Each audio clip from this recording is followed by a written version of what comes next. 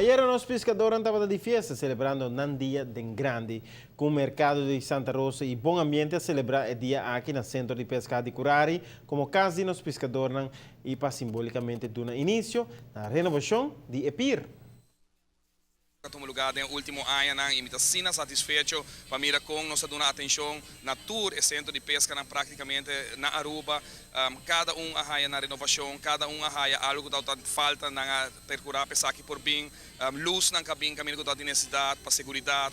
melhoração de qualidade de pier e também de centro de pesca e a me quer banda de celebração também, um dia especial que o Hulana está jogando também, me quer postar net cerca de ambiente aqui também na Rádio Curari. Me da convenci que a gente não chega cerca, os celebrais aqui de grande e banda de G, naturalmente, é acto que nós trabalhamos também simbólico de lo que trata a renovação de PIR aqui na Rádio Curari. Por mim, crescimento grande de pesca aqui na Aruba, seja como ofício ou como hobby, o Ministério está muito satisfeito com o desenvolvimento aqui, está querendo renovando o PIR, lo ajuda a engrandecer a pesca mais ainda. PIR que agora construí esse minuto era na 2006, informação como agora do na 8 anos depois, me querer estar no seu lugar, nós não se guarda para virar total loss, que já acaba a manutenção vira roupa mais caro, nós estamos um projeto segundo me de 200.000 farinha agora que acaba para cambiar tudo o que está de vista, tudo o que está lá arriba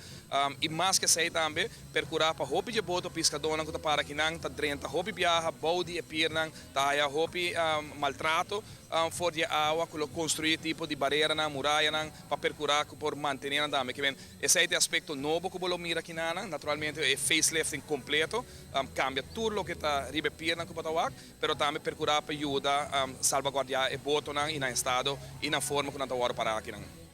Grande e chiquito celebrar junto dia aqui e no futuro, lota a ideia para seguir esse dia de encontro assim para pescador na Ronda e nos isla, na diferentes outros centros de pesca também.